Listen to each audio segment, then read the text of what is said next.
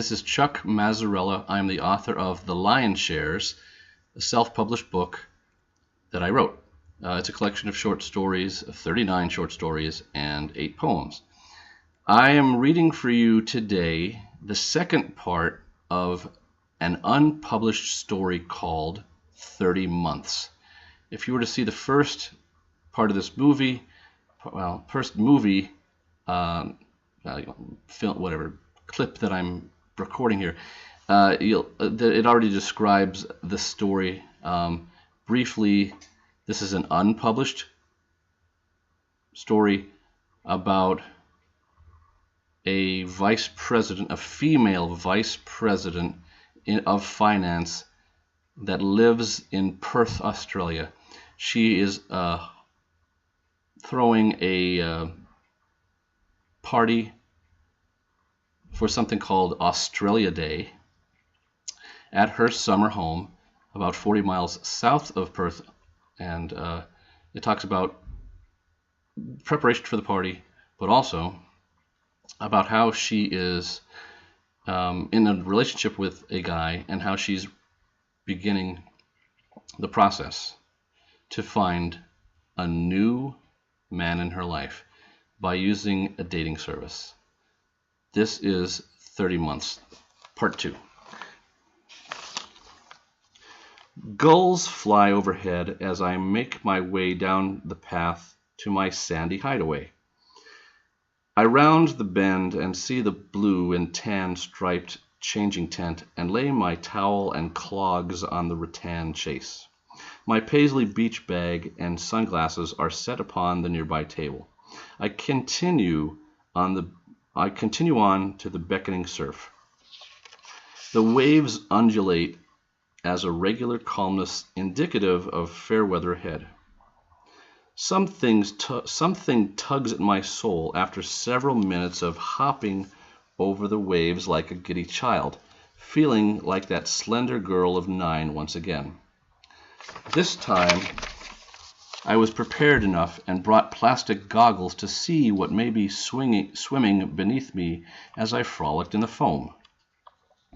I do not want to be an entree of some jagged-mouthed chomping machine that mistakes this rich floozy for some fattened-up seal.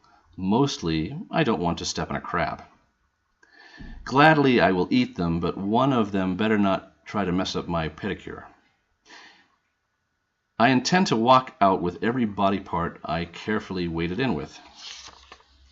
As I do not get to enjoy myself as much as I would like, I am thrilled by the current wave jumping and warm water that caresses my shoulders and arms.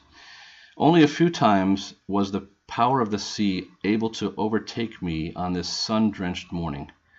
I, with some regret, leave behind the friendly waves as I take some time to dry on land.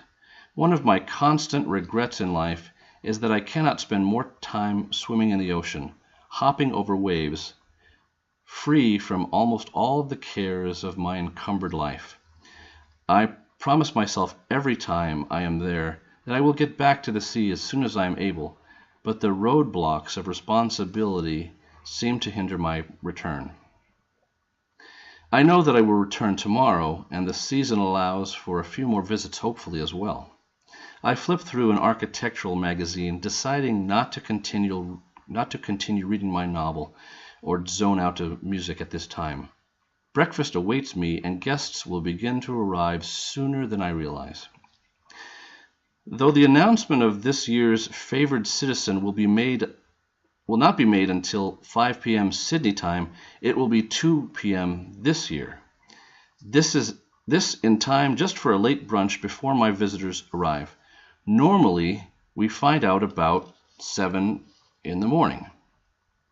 On the drive to the office from some amped-up announcer who thinks we are all friends and who is overly chummy with his fellow female co-host. The morning show banter makes me gag, and rarely do I tune in. Many times I am still asleep anyway. Still a bit damp from my morning constitutional, I hike back to the house and rid myself of excessive abrasiveness. I am abrasive enough as it is. Fruit, toast, an egg, and coffee await my arrival to the comfy breakfast nook overlooking my seaside hiding place. The national news reports a variety of the same stories, mostly of violence and the troubles of our country and the troubles of other countries far from where I am now. The lead report allows for a panel to discuss their educated guesses upon whom the nation's honor will be bestowed. Philanthropic people or persons who have made a meaningful impact in Australian life during the past year are singled out and celebrated to show we still have a heart despite all the gloom that encircles us. Everyone is eligible for recognition. No status, salary level, skin color, or other distinguishing factor comes into play here on this day. It is in rewarding someone for being the best human they can be, caring when others do not. Despite all my gruffness, I do believe that some more stories of human interest should fill the airwaves. We can be smothered by the negative energy that exists. We must choose not to succumb to the vile aspects of human nature. Crunching on wheat bread and Marmite, I channel surf to see what other choices there are. From my third floor changing room, I can see several cars making the ascent to Egret Point. Elegant and shiny Holdens and Mercedes drive the crooked road to my home this day. No postal jeep usually makes its way down my lane, as I am never here long enough to get mail. Several vans and larger lorries are parked in the side lot, and I hear sounds of activity as I descend the back staircase into the hallway closest to the garage. I disable the alarm on that door and make my way to the flower gardens toward the front of the manor. I am wearing a floral sundress, sunglasses, sandals, and a wide-brimmed hat, as if I was the host of some beach party and the clam bake that was about to begin. One common thread is the piles of wood that were stacked several days before, in case visitors want to go to the beach for drinks under the starry sky. A nice mix of businesswomen and men, associates, a few government officials, and other professionals will be in attendance. Many have been to a soiree here before, for various holidays or when celebrating an anniversary or birthday. I would sooner be the hostess than the guest of honor. I like to have a good time and ensure the others do also. Vainglory has not fully seeped into these pores, thankfully. I am sure I have been elevated to a status where I get enough of that from interactions at the firm. Not everyone is lucky to have a secretary, a driver, and an assistant, you know. If I ever become the CEO of my trading house, I may not be able to live with myself.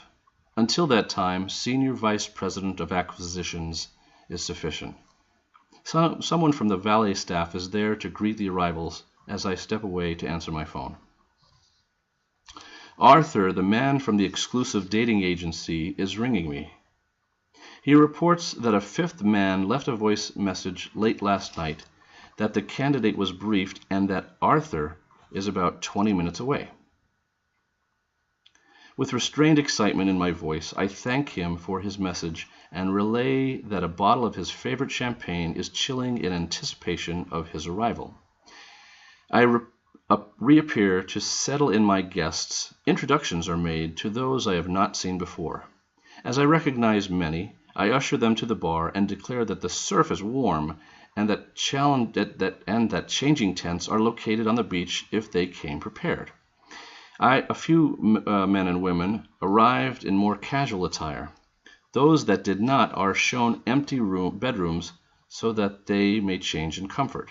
My trusted assistant, Sarah Lean, has arrived, and I pass on the hostess baton to her momentarily as I prepare myself for my briefing with Arthur. A middle-aged gay man of about 55, smelling of a musky cologne, takes my hand and we away to the study.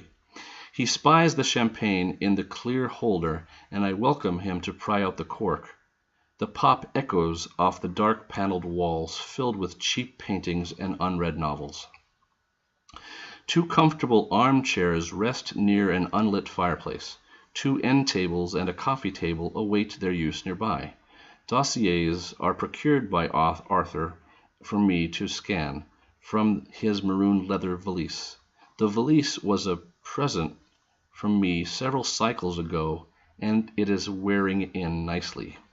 We sip a sweet brute from wider glasses, like ones used more than a century ago. We exchange pleasantries as we enjoy each other's company. He and I both like conversation. I joke with him occasionally, stating that it is too bad he prefers men to me, but we appreciate each other's friendship, which entails more than just discussing businesslike dialogue in which we are about to enter. Casually, we talk of the current cycle and if there are any tweaks that could or should be made.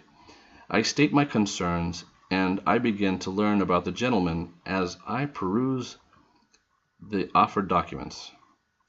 I will have a better idea of the men after I meet them all this evening, one by one, in this very room. I will greet them, and singly we will slip away from guests so I may conduct the interview. Of the candidates before me, 2 stand out as weaker applicants on paper. They will not know that I will know a few aspects of their life before we ever see each other. Arthur oversees their application process, screens all candidates, and answers any questions they may have without revealing too much about me. He is a prize in my book. Each candidate undergoes a precise criminal background check and takes a psychological test to discern any potential hazards towards those who enlist this agency's service. Arthur receives a hefty fee for ensuring that the finalists are proper and well-intentioned. To my knowledge, I am not aware of any dissatisfied clients. My personal experience has almost been stellar. Perhaps the agency quickly dismisses unsuitable applicants, or perhaps horror stories are well insulated at their branch and corporate offices. Nothing has ever appeared in the news about the agency, and they have been helping wealthy individuals for decades. There is a fee even to apply to be a candidate, and that itself is substantial. This is the end of the second part of 30 months. There will be at least 2 more parts.